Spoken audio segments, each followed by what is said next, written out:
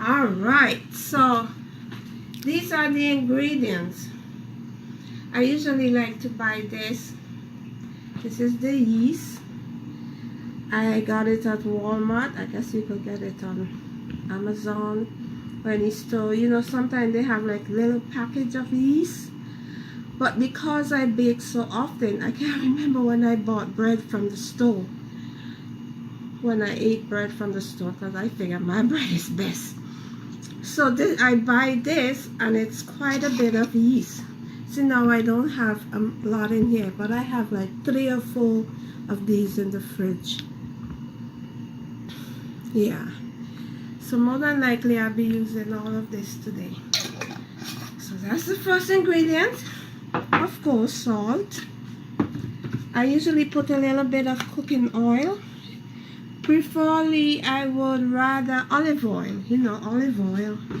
And of course, the flour. And a little bit of sugar. I just have this big pack up here, so I'm just showing it to you. I do have some extra flour in this little container. I could use any flour, but most people like to use like bread flour or whatever flour. I know when I was growing up, my grandmother used to bake. We didn't know what kind of flour she had, but her bread came out excellent every time. So of course, flour, a little bit of sugar. I have flour in here. Yeah. Baking powder, salt, of course,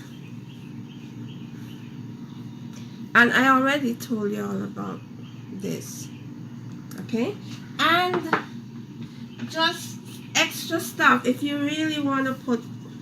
I usually use a little bit of this, but this is not really necessary. You don't really have to have shortening, but what is it? Shortening. Shortening. Yeah, but you don't really need it. But if I have it, I would use it. My grandmother used to use lard with her bread. Okay.